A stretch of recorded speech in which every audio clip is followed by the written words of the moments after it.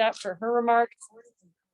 And then we will open it up for questions for those media that are here physically with us in Anchorage, and then we'll open it up for folks on the line. So with that, go ahead, Senator. Thank you. It's good to actually see some of you in person rather than on the Zoom box. And to those of you in the box, I can't see, so Karina just tells me you exist. So thanks for being here. So I'm really actually excited about this press conference because we have so much to advertise that is coming our way with this Bipartisan Infrastructure Investment and Jobs Act. This has been a long time coming. As you know, I have been engaged with a small group of lawmakers, 5 and 5 Dems, 5 Republicans. We've been working since really the very beginning of the year when we took a look at the president's broad infrastructure bill, an infrastructure bill that included everything but the kitchen sink. Actually, I think the kitchen sink was included. And we looked at it and we said, this is going to die of its own weight. It is just too big, but our country needs infrastructure. So can we agree on how we can define infrastructure? And can we agree on how we can pay for upgrades to our nation's infrastructure? It was not easy. It required some extraordinary time with one another. Sometimes a lot of cold pizza. I don't know why every legislative endeavor I've ever been engaged with involves cold pizza, but it seems to do the trick. But it is something that after months of effort, we were able to more clearly define core infrastructure to be roads, rails, bridges, ports, harbors, waterways, water, wastewater, broadband, and really focused in on how we could not only define it, but come to terms with legitimate pay-fors in an effort to not increase taxes and not add to inflationary pressures. We were able to advance this out of the Senate in August with a strong bipartisan vote, and then it sat in the House and sat in the House. And you've all seen the politics back and forth, the linkage that was made by some between this bipartisan product and the broader reconciliation package, which is the human infrastructure side, which is an entirely different bill. You have seen what happened. They were able to advance a vote late last Friday. I want to give a very specific shout out to our congressman. Don Young looked at this bill early on. He called me up and grumbled about some of the things that he didn't like in the bill. And I was able to agree with him that there's some things in this bill that are not necessarily what I would have put there. But we recognized that it was a compromise product and that on the whole, it was extraordinarily important and significant for Alaska. And he said, I'm going to work to make it happen over here.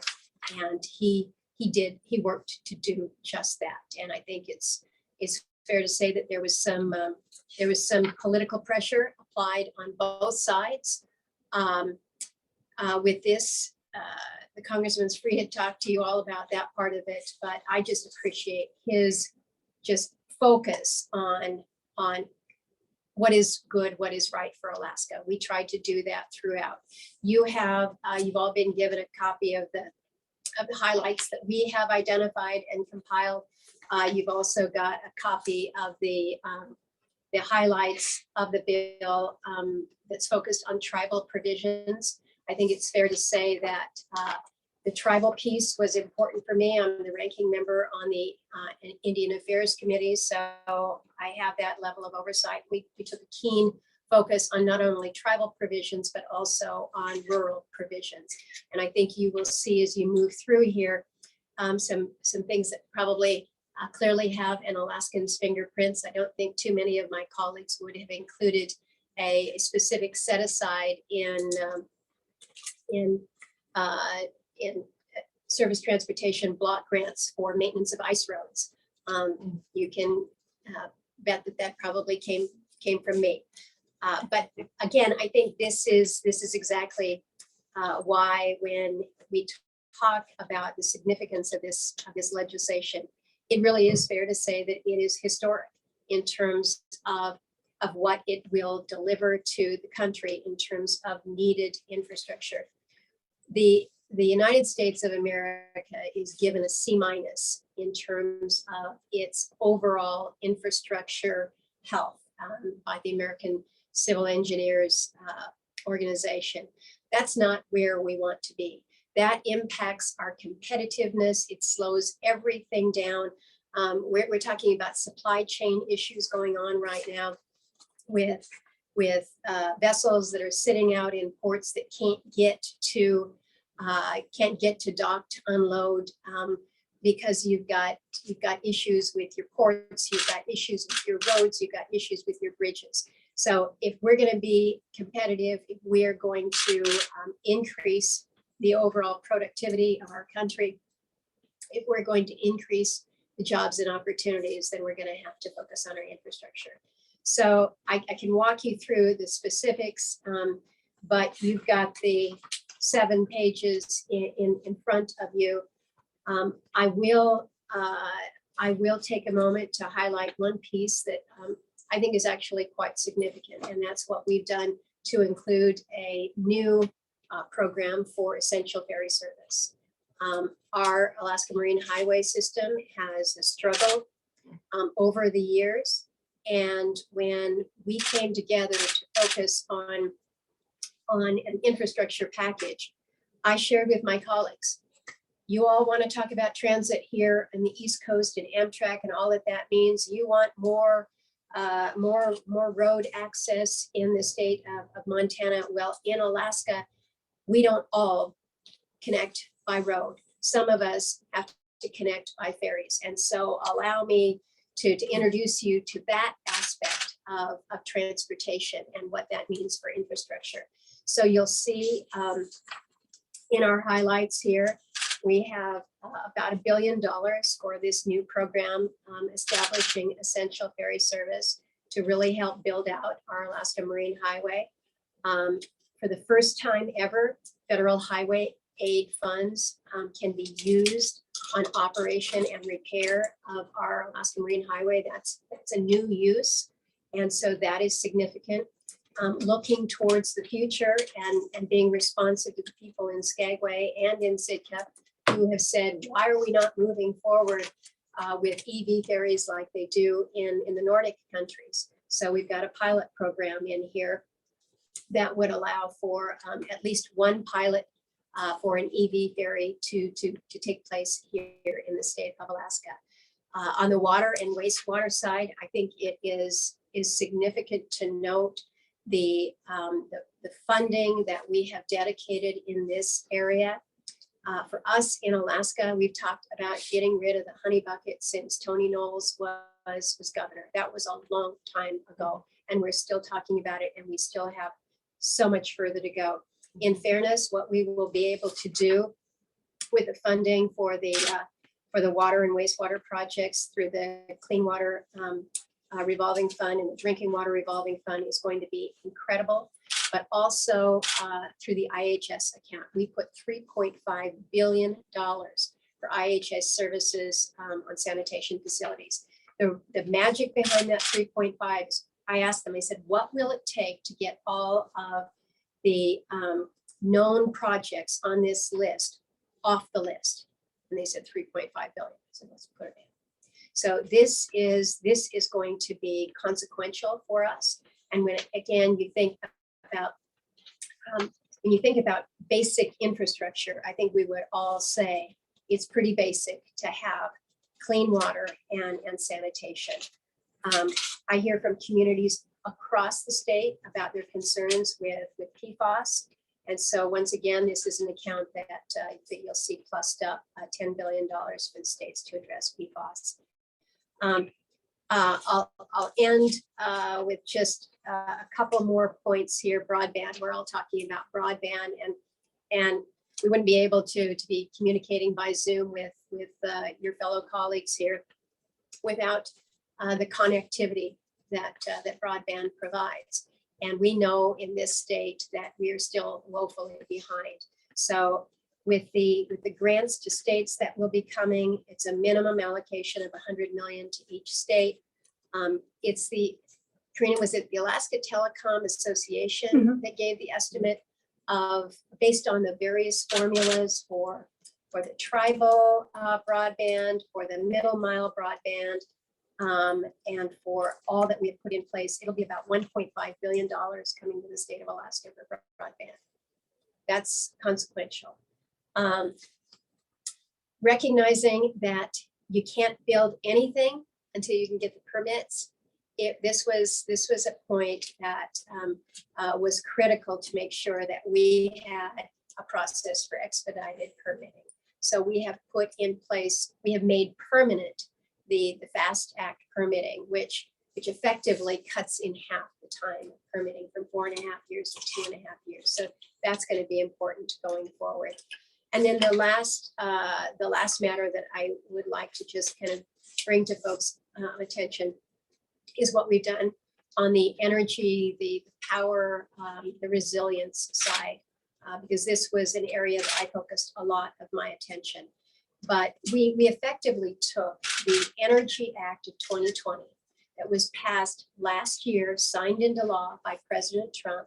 We took that authorization and we brought it to life through appropriations with this Infrastructure Act. So what we have done is we have funded so much of the storage initiative, advanced reactor initiative, the hydropower, the marine energy research, the geothermal, the wind, the solar. So much of what was contained in the Energy 2020 is now funded through this. We have focused on resiliency, recognizing the need to make sure that our grid is modernized and can take the capacity that we're seeking as we integrate additional renewables. I paid particular attention to our rural utilities in recognizing that they are equally exposed when it comes to things like cybersecurity and just resilience in general. And so making sure that we set aside within accounts revenues or funding for small utilities so that they can be competitive here as they are seeking to provide for their own levels of resiliency. And there's just so much good that's in this. You keep, every time you read it, you look and see, it's like, gosh, what we're going to be doing to help on wildfire risk in this is really consequential. There's a lot of excitement about what we're going to be able to do to help on the pre-thinning, controlled burns, fuel breaks, just everything that we're doing to restore the ecological health there.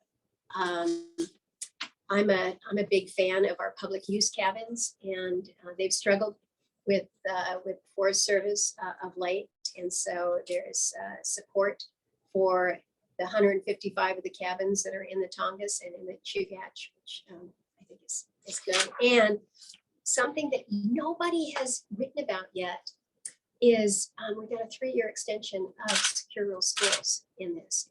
And for those who are particularly down in Southeast, I can tell you, I have these communities come to my office every single year, just nervous and anxious about secure rural schools funding. And so the fact that we've got a 3-year continuation there is a pretty big deal. Okay, I've talked way too long. Thank you. Okay, Karina here with Senator Murkowski's office. We're going to open it up for questions for folks in the room. So we'll go, I'm staring at Jeff Landfield. We'll start with you. Do you have a question for the senator?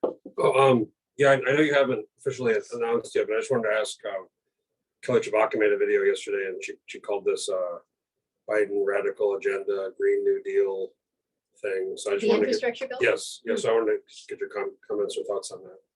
Well, I can tell you that this is probably the most consequential legislation for this country in terms of growing our economy, growing our jobs, and really helping us be more competitive as a nation globally than anything that we can be doing right now.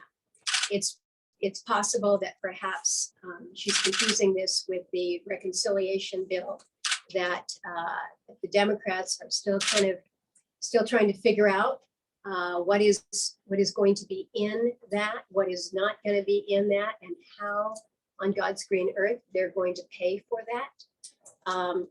But again, that is very different than the Infrastructure Investment and Jobs Act that we have passed. And again, that will be an extraordinary vehicle to make this country more competitive and really a healthier and stronger country. Okay, let's go with Margie, Cordova Times. Do you have a question for the senator? Yeah, I'd like to know if there's anything specific in there to improve marine communications. They have a lot of trouble because of the weather and other conditions in Southeast Alaska, and particularly in the Gulf. Is that funding that would come separately to the Coast Guard, or where So, is that? Their VHF problem that we've been working on for a period of time, they're making some progress. It's not near fast enough, I think, for those mariners that are in distress and are not able to get through. We do fund $429 million on the Coast Guard's unfunded priority list. So it's possible that we can address it through there. There's also an additional $5 million that's been funded for the operational and maintenance costs of these efforts. So in fairness, though, Margie, it really hasn't been the cost of replacement so much as the challenge that they have had in getting to these in a period of time that addresses the need. What Coast Guard has done, or what they've walked me through, is they kind of have a schedule of the ones that they're doing next. And so much of this, not surprisingly, is dependent on weather. And so it has just taken them a lot longer. So I don't know how much is actual funding need versus just the ability to get out there. But I do think that when you put additional resources into their unfunded priority list, it also frees up other resources to help take care of some of the ongoing maintenance issues. And this has been a key one Thank you very much. in Southeast and the Gulf. Thanks. Elwood, Alaska Journal of Commerce. Yes, Senator. There's obviously a lot of money in here, and a lot of it's in formula funding, and Yep. so almost sort of, I don't want to say it disappears, but it almost does to a lot of people. It just gets blended in with other things. Are there one or two programs or projects that most Alaskans will see, that will be visible to people as, oh, this is something that came from this bill that we're that sort of. Yeah. You're absolutely right. So much of this is going to come through formula funds. I mean, when you take into account that you're talking about $3.5 billion in highway funds for the state of Alaska over the course of these 5 years, are we going to recognize that when we do something up there on the Glen, that this comes from that? Likely not. I think, though, that when you think about some of the big projects in the state, we got the Port of Alaska right here. The significance of the funding that will be coming to ports and harbors, big and small, whether it's rural and subsistence harbors, or whether it's Port of Anchorage. I think we can expect to see benefit there. Some of the other infrastructure projects that I think of that are consequential. I mentioned the ferry system. I think that is an obvious one where we will see direct benefit coming from these dollars to help with again a system that has been struggling. But we have some energy projects that I think you will be able to see direct benefit, whether it's in the hydro space. We've got some additional projects in the south central area with regards to solar. Out in the villages, you've got several underway that are bringing in more wind power generation. On the marine hydrokinetic, I think this is an area that we're going to see some additional support and help, that people will be able to connect those dots. On the airport side, I think, again, when you take into account all that Ted Stevens International is looking at with their expansion, not only on the passenger side, but on the cargo side, I think you're going to see some real tangible benefits in that regard as well. We did include, right now, current law has the loan guarantee that we had put in place for an Alaskan natural gas pipeline.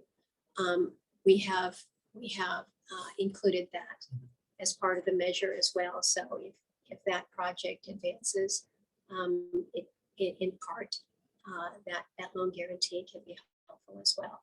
So it really is, it's interesting as I look through the benefits that will come to the state.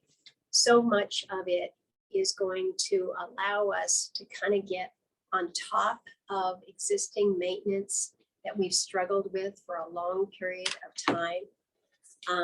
And as we're able to do that, that frees up the resources to take on some of these projects that we haven't been able to get to. We have 140 structurally deficient bridges sprinkled around the state. People want to know that when you're driving across, you're going to be safe. Let's make sure that we take care of those. Okay, Patrick, Alaska's News Source. Yeah, I was, you had mentioned that you had talked with Representative Young. You guys had some conversations. And a lot of folks today, or a lot of folks have been critical of some of those Republicans in the House. I don't know if you have any perspective on some of the kind of how critical they have been of him. Well, I don't think that it's necessarily limited towards Congressman Young. There has been, as Jeff has noted, there's been some comments that that this infrastructure bill is not something that a Republican should support because it allows President Biden a win.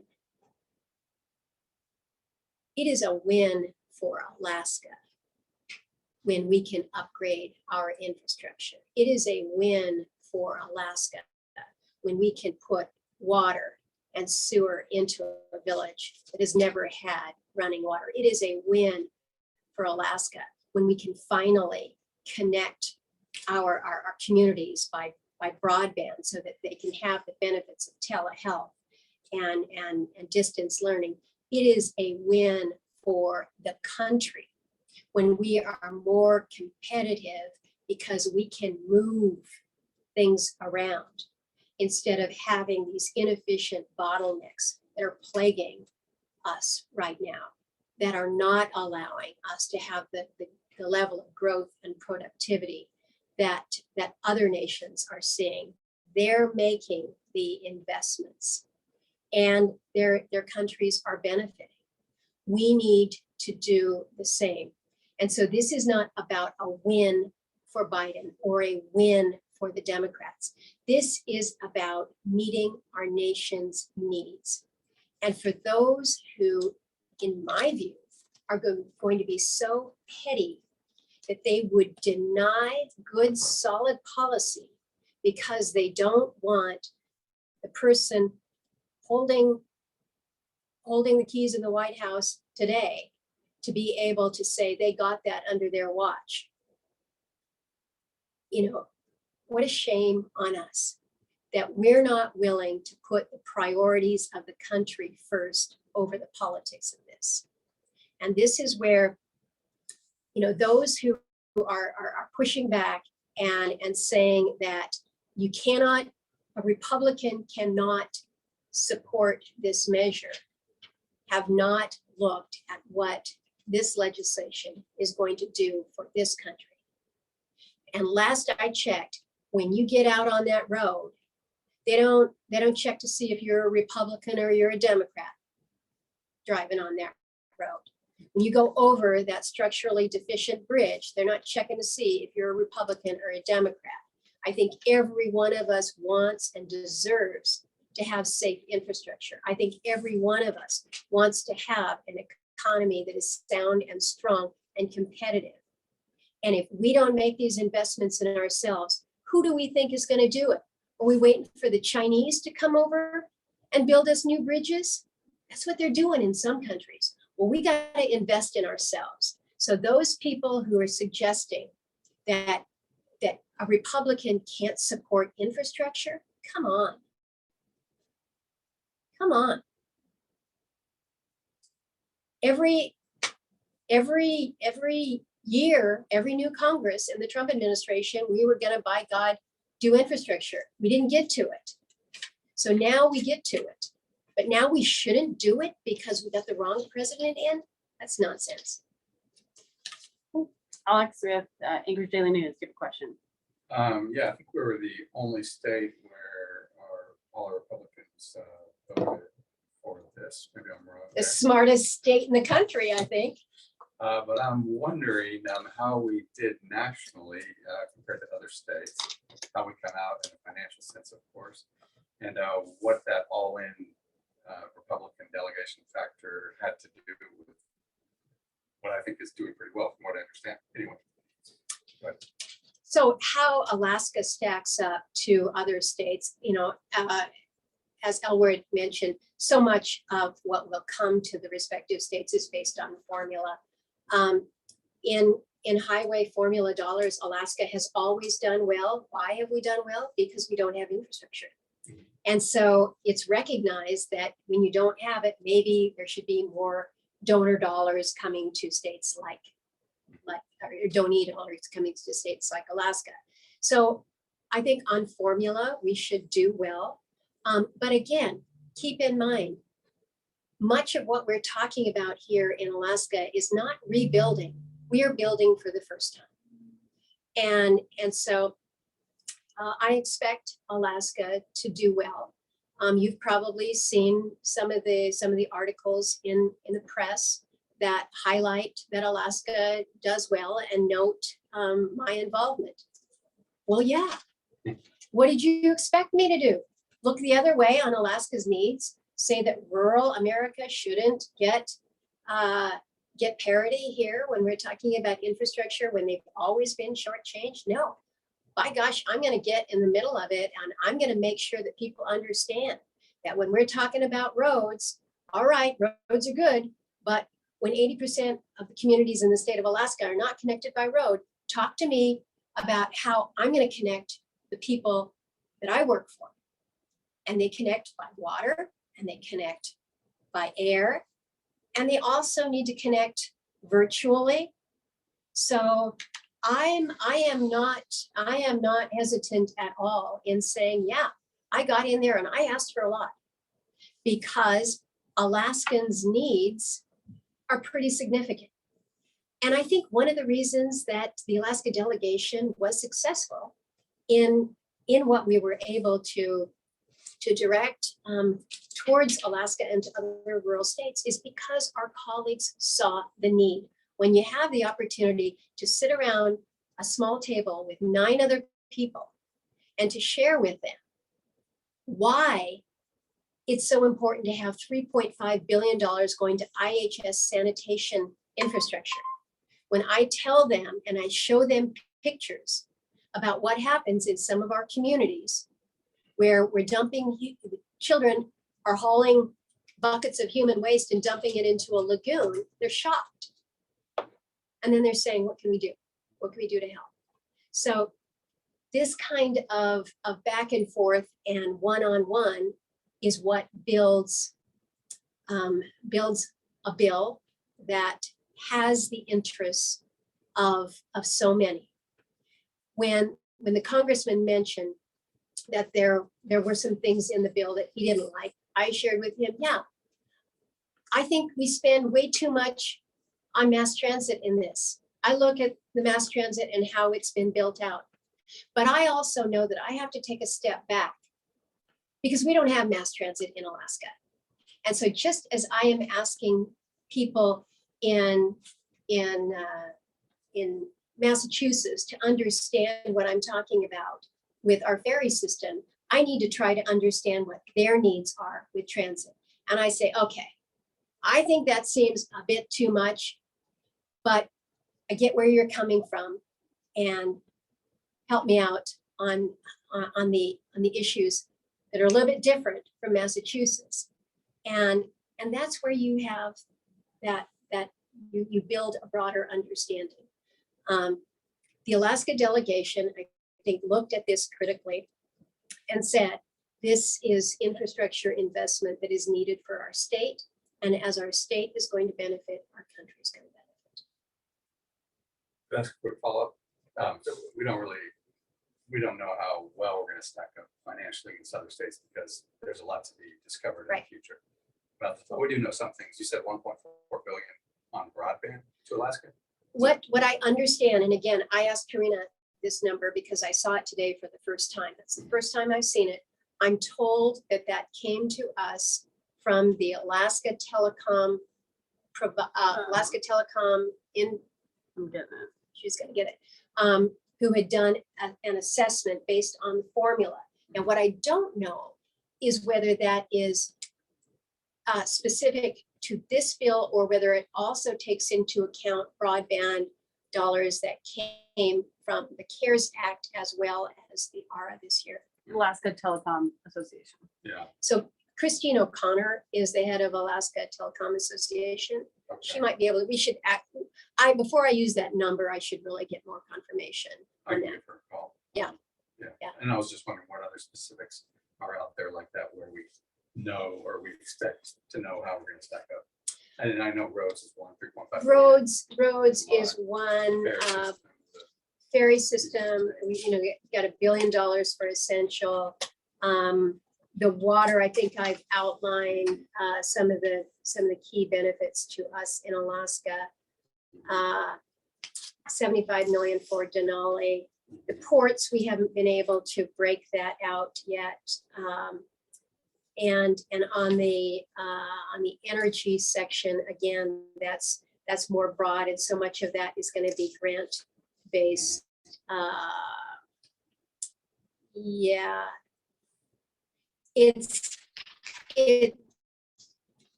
somebody asked, well, what's the overall amount?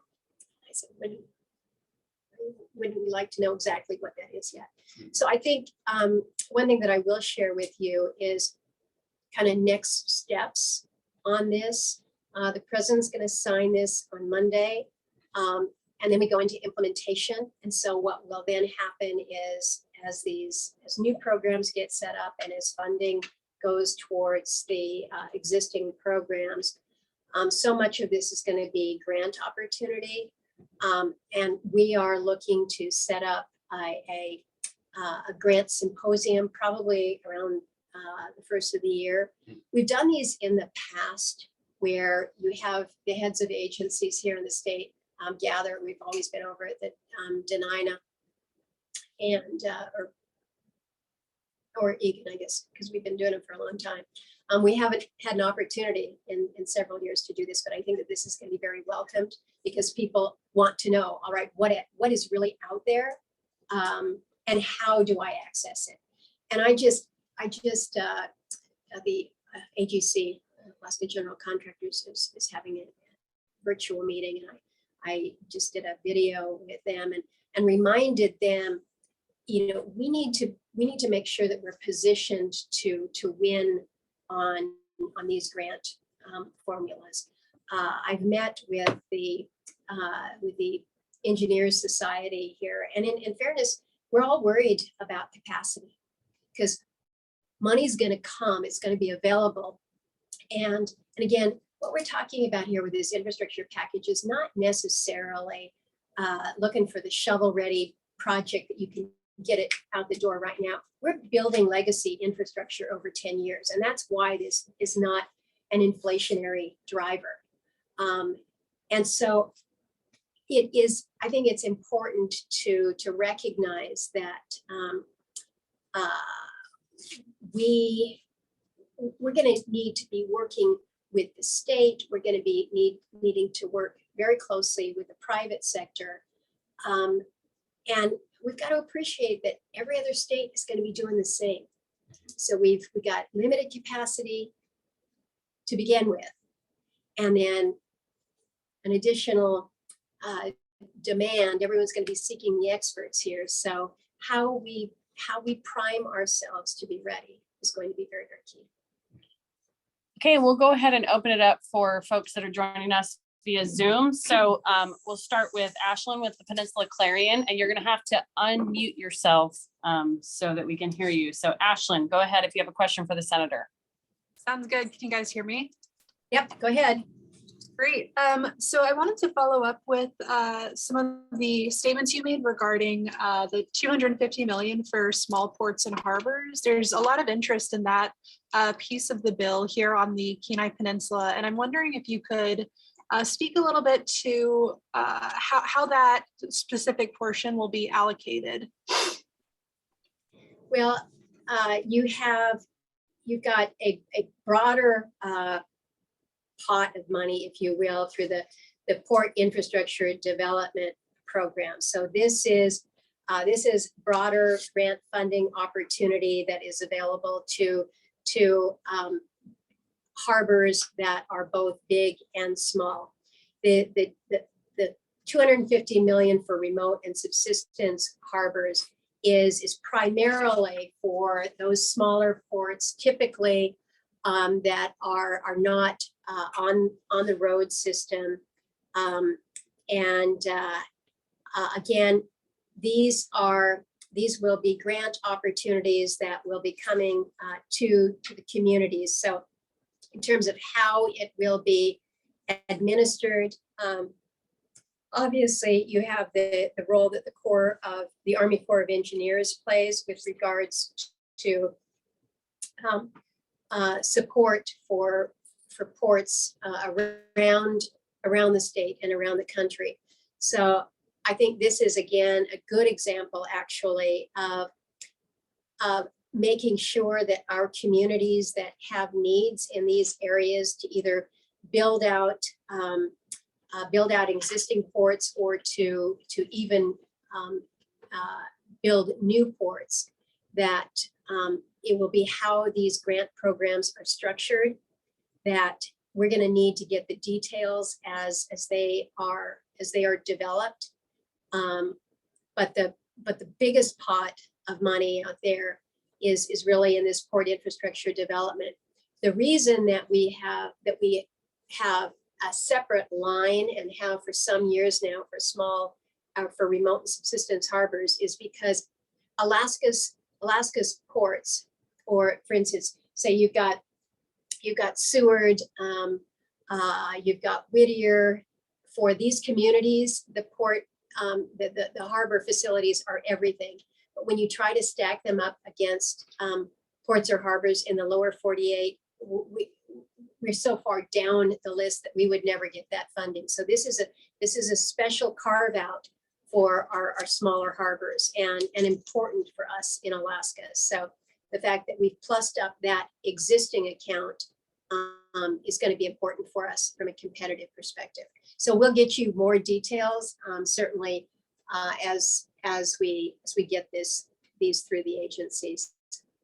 Okay, we'll turn to Becky with Associated Press. If you have a question for the senator, go ahead and unmute yourself. Thanks, Karina. Go ahead, Becky.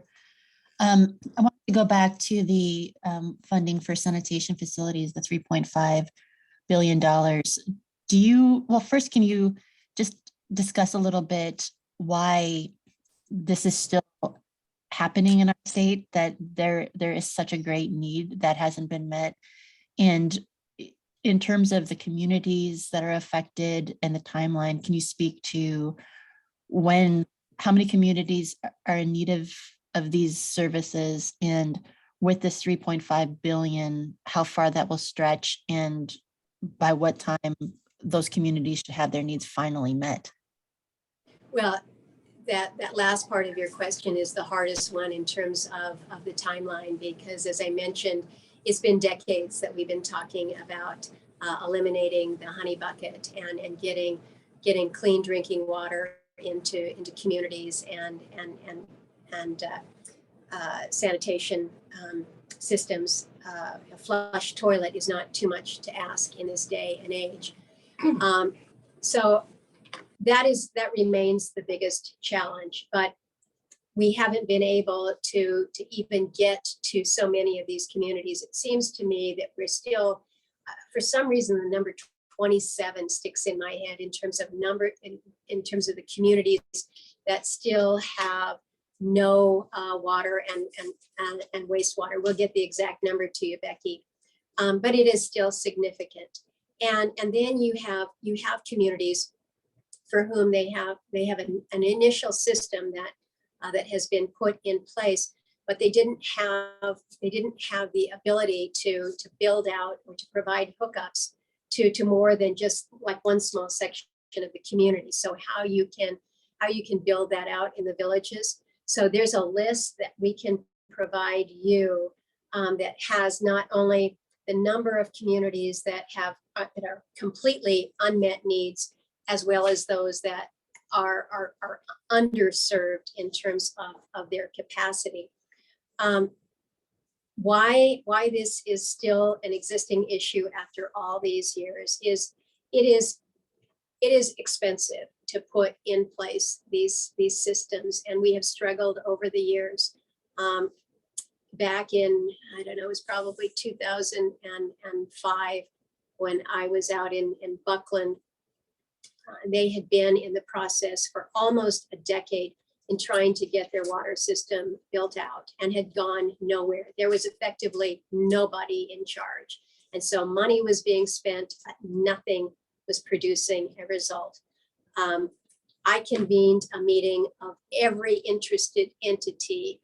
I asked the Denali Commission to take point. We had the EPA, we had the state DEC, we had ANTHC, and we said, what's the game plan going to be for Buckland? We dedicated the resources, we had a coordinated effort, and it still took about 6 or 7 years before they were finally hooked up. But the good news is that they were, and there's a better story behind that, and Dora Hadley of Buckland, who inspired me to stick with this. But then what we realized is we built a system that was so expensive that many people couldn't stay connected to the system. We can't build systems like that. And so ANTHC, to their credit, has been very innovative. They have been pioneering systems that are very unique, and that, well, may not be the complete solution. It at least allows for a way for you to process your waste chemically, to allow for some level of water to wash your hands. And these are going to be helpful for communities like McDarvik that are trying to build out a new community there. So this is, I mentioned that the 3.5 was the amount that IHS said would clear all known project needs on their list. Now, keep in mind, that's not just Alaska, that's other IHS communities that are served by Indian Health Services.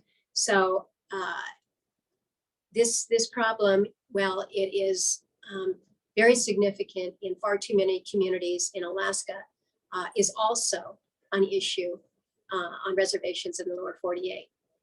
And it's not acceptable. It's just plain and simple, not acceptable. So I wish that I could tell you that this is a bill that spans out over 8 years, that in 8 years we are magically going to have everything met. But I can't give you that with any degree of confidence because we haven't proved it to ourselves yet. So we just got to keep moving. But this is an unprecedented effort. Okay, let's go to Julia with Nome Nugget. If you have a question for the senator, go ahead and unmute yourself. Hi, thank you Go so ahead, much. Julia. Thank you so much, Senator. I had a couple of really quick questions.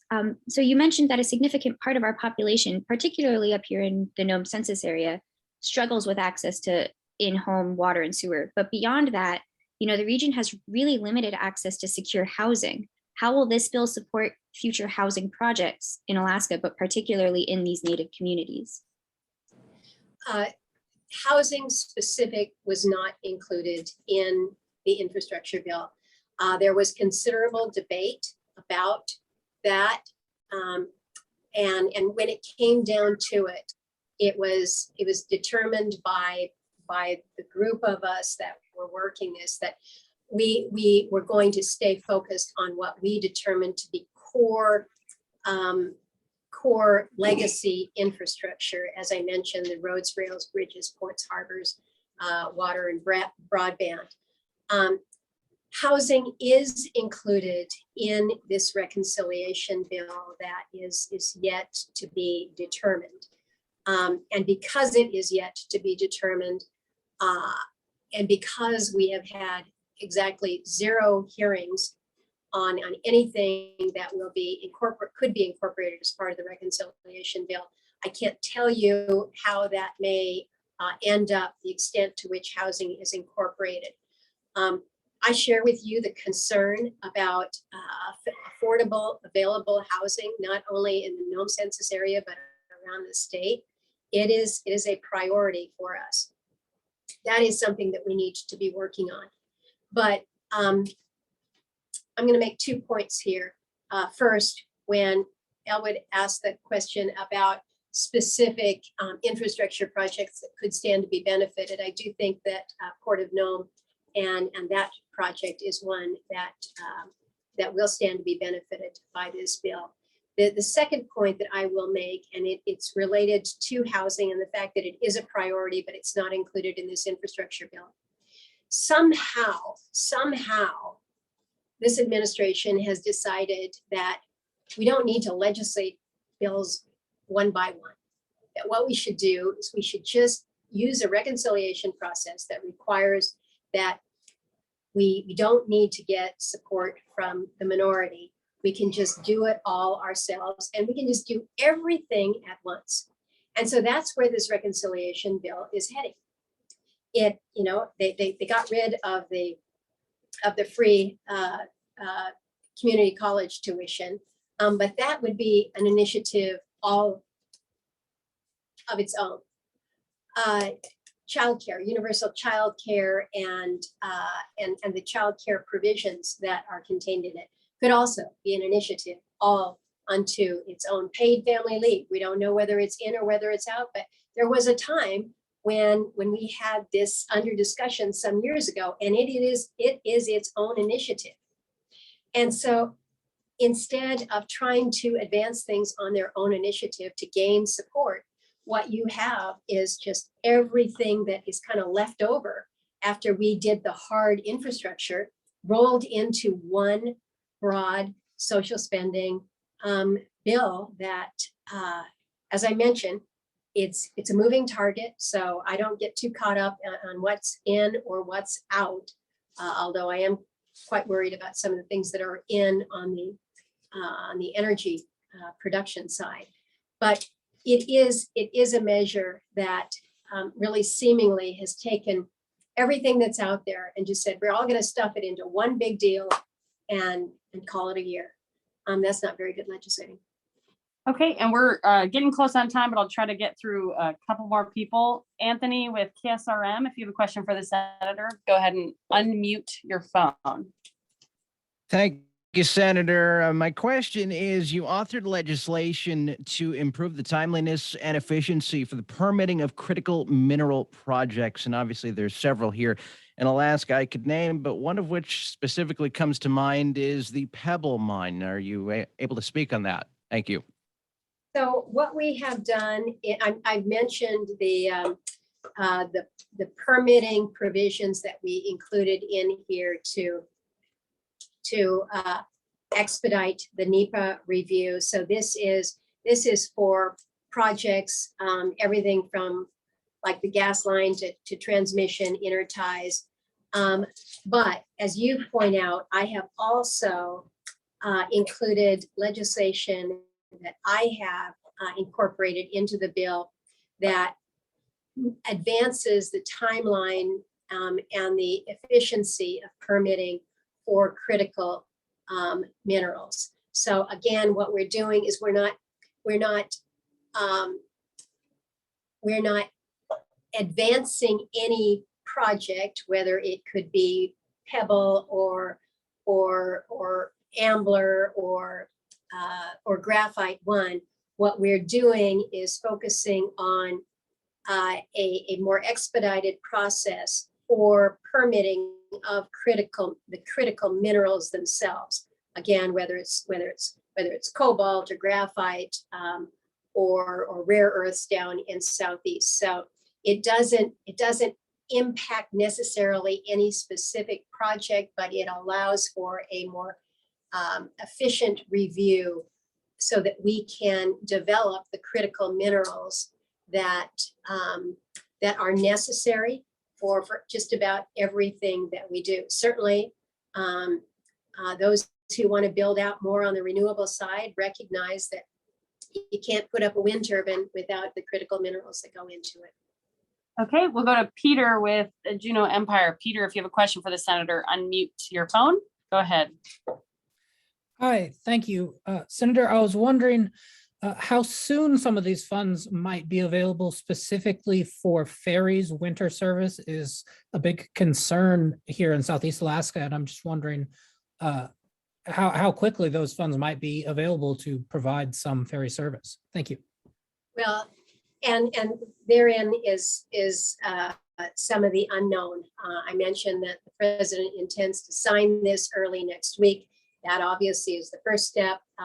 Then you've got to get the agencies kind of moving in that direction.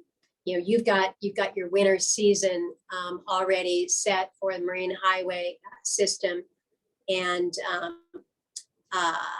the reality of getting something out the door quick enough to for instance, get additional ferries back online, probably for the short term, is going to be limited. Again, I think it is important to recognize, though, that when you put in place support or when we authorize the federal highway funds that are currently in play now to be spent for the Marine Highway system on operations and also repair, you know, that may have greater flexibility for sources of funding to actually get out to get into the Marine Highway system more readily than anything else out there. So the inclusion of that, in other words, the ability to spend these federal aid highway dollars on Marine Highway system may be our most ready answer. It's probably something that the legislature, as they and Governor Dunleavy's administration are looking at as they are building that budget out. Okay, let's go with Sam with Ketchikan Daily News. If you have a question for the senator, unmute your phone.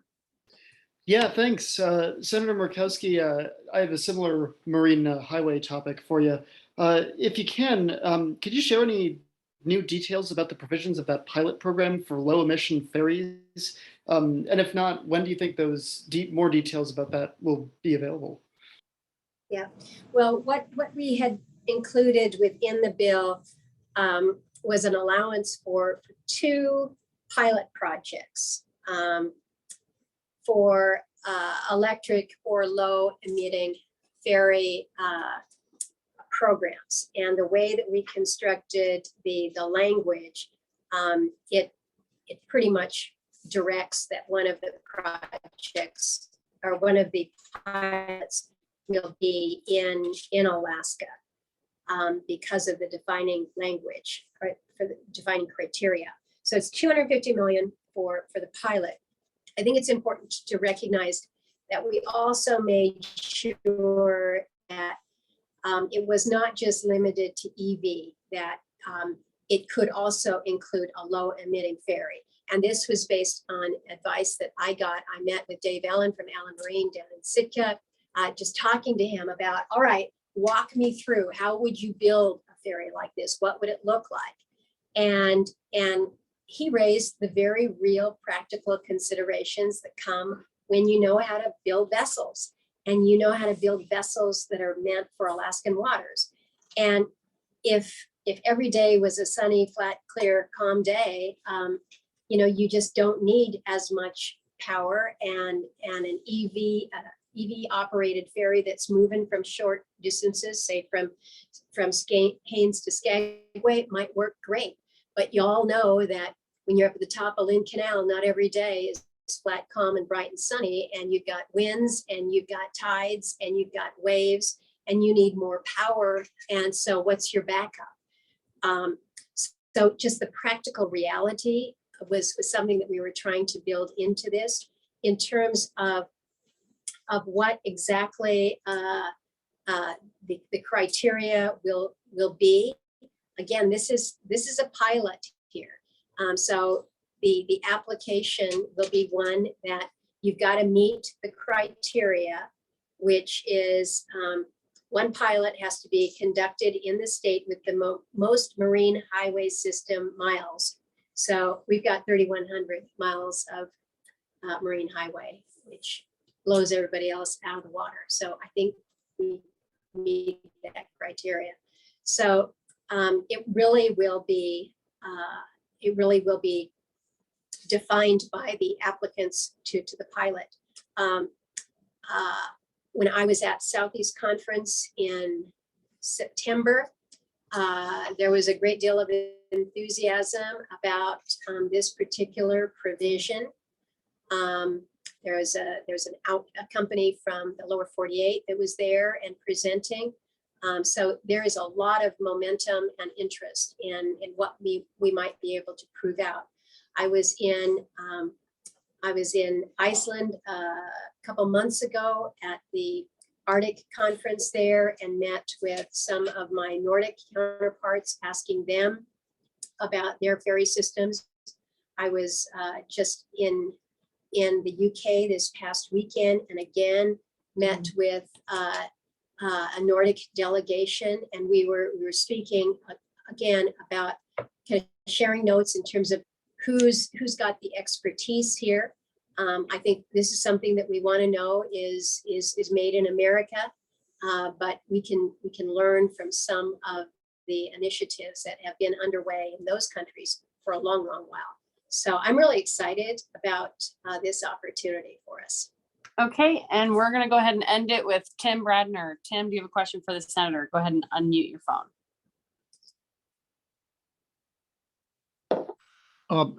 Senator, a question about hydro is it clear that hydro projects in the energy parts of the bill, are hydro projects pretty well representative?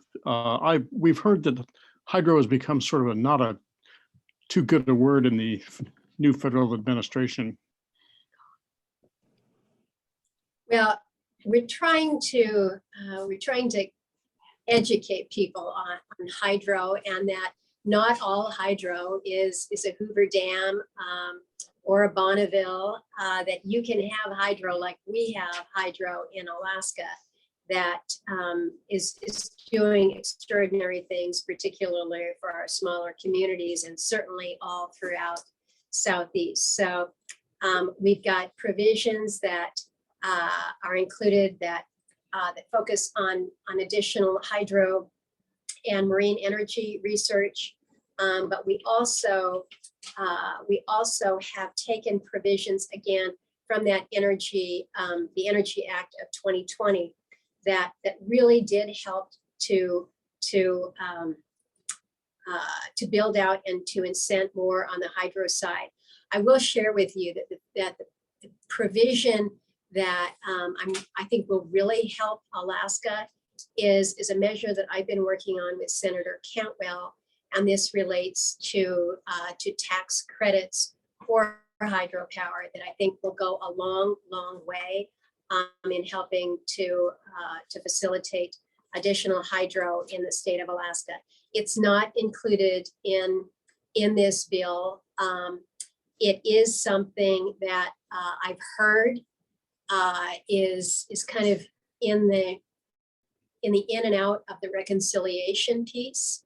And if that is the case, that will be a good thing. That is in a bill that that as I have looked at the overall size and scope of it, it's clear to me that it goes way, way over the top in terms of what it is trying to include in one bill, and particularly how they pay for it. But that is a provision that we've been keeping a very, very close eye on, because I do think at the end of the day, for us in Alaska, it's those tax credits that will really make a meaningful difference. My hope is that this reconciliation bill, I believe it is fraught with enough challenges, certainly the scope, certainly the cost, certainly the pay-fors. But if that reconciliation bill does not move forward, we will have a tax provision at the end of the year, which we almost always do, and that this could be something that would be included. It's important to note that it's supported by the chairman of the Finance Committee, Senator Wyden, coming from Oregon. He gets it, and I think that's important. My colleagues in the West, Republicans and Democrats, I think understand the benefits of hydro and the significant value that it is providing from a base load perspective. Remember, there's a lot of talk now about what we're going to do with renewables, and we're building out on solar and wind, and all that is good, but you still have to have base load power. And this is where hydro comes in. This is where nuclear is still key. This is where natural gas is a key priority for us. And so as a big proponent of hydro, particularly of the small hydro that really allows our smaller communities to be viable communities, this is going to be important moving forward. All right, that's all the time we have, Senator. If you have just any last words, I know we've gone way over our time, but we have gone over our time because there's so much to talk about that is so good. And I think that's the takeaway that I would like you all to have, is that this was an effort that was really a compilation of energy and focus in a space that was really designed to help build our country. This was not designed to help build a Democrat's agenda or a Republican's agenda. It was designed to build and enhance our country and our competitiveness. And I think that that's what we do. If we can get this moving, if we can get these dollars out the door, if we can get these programs up and running, Alaskans are going to be working, our country is going to be stronger, and we're all going to be safer on top of it. So it's a good thing. It's a great bill. all right, thank you Thank you guys. for Thank you, spending so much everyone. time with me. Thank you. And look at what happened while you were sitting here. It's starting to snow.